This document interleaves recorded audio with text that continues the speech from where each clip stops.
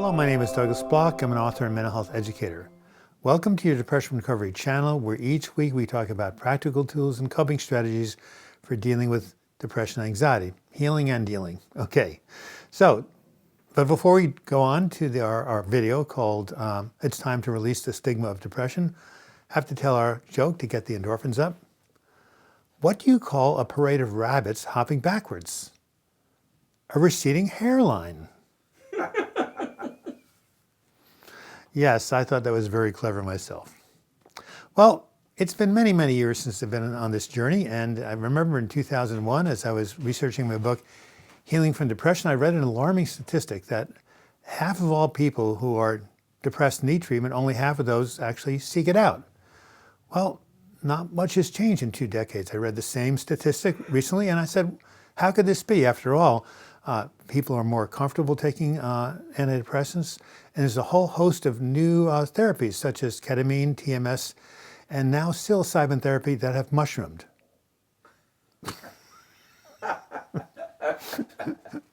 Anyway, I hope you caught it after mushroomed.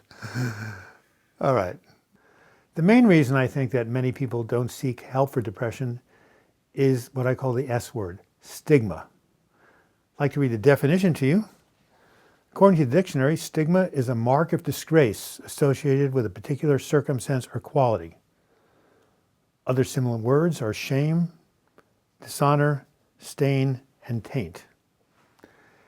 In 1999, Tipper Gore, who was the wife of the then Vice President Al Gore, said, "Mental illness is the last great stigma of the 20th century. The problem is it's been carried over into the 21st century, despite the fact that many celebrities, Michael Phelps, Lady Gaga, Dwayne Johnson, and who else? Bruce Springsteen. They've all come out and shared their stories about their depression, their struggles. Despite this, the stigma continues. Here's a story that perfectly illustrates the stigma surrounding depression. Many years ago, when I was running support groups, a woman joined the group. She was a nurse working in a hospital. She joined because she was struggling with depression and suicidal thoughts. Quite normal for people coming to the group. One day, however, she came in with a big grin on her face. She looked really cheerful. I said, "Karen, what happened? Why? It seems like your mood is really elevated." She said, "Yes," she said, "you know what happened? I have cancer." I looked down. What? I thought. What is this about? I mean, how could you be happy that you have cancer? "Oh," she said, "you see, when I told the hospital coworkers that I had cancer, they showered me with balloons and gift cards and all sorts of love and support. I finally have a health problem that I can talk about. I was afraid all these years of talking about depression, suicidal thoughts, because I thought I would be judged, rejected, or even worse, fired." So why would Karen feel more comfortable talking about cancer with her coworkers than depression? The problem is stigma. You see that mental illnesses are not accorded the same validity as physical illnesses. For example, you see someone in a wheelchair, right, or on crutches. You can see they have a disability. You can see there's something physically going on. But if you meet someone who's depressed, has bipolar disorder, OCD, there's nothing on the outside that makes you realize they have a disability, because the cause of the disorder is in the brain and is invisible. But here's the irony. Just last year in 2020, the World Health Organization wrote, "Depression is a leading cause of disability worldwide and is a major contributor to the overall global burden of disease, just as much as cancer or heart disease."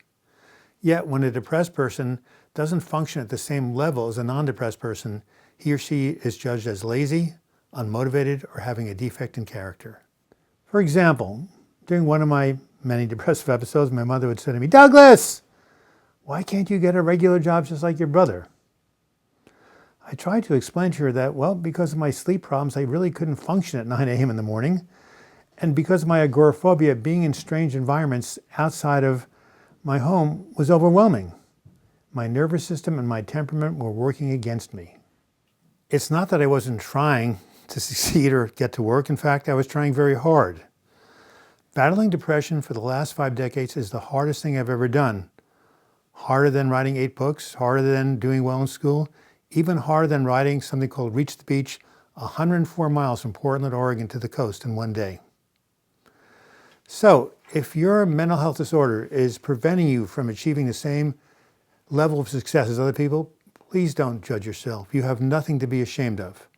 Tell yourself, I'm a normal person battling an abnormal condition. And that takes strength and courage. I'd like to close with these words by Christopher Reeve, the actor who attained fame by playing Superman in the movies. And this is what he said.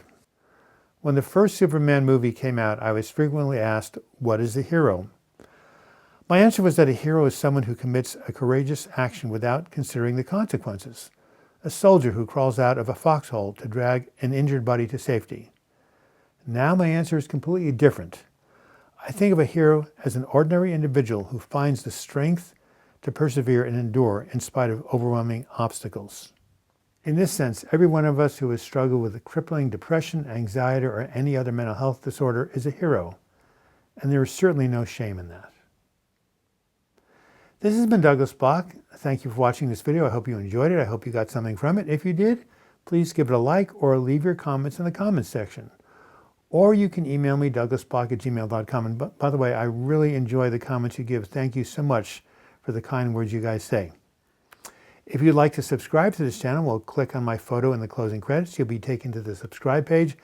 If you click on the subscribe button, of course, you'll subscribe. But if you click on the button to the right, you'll be notified every time I have a new video or a new live chat.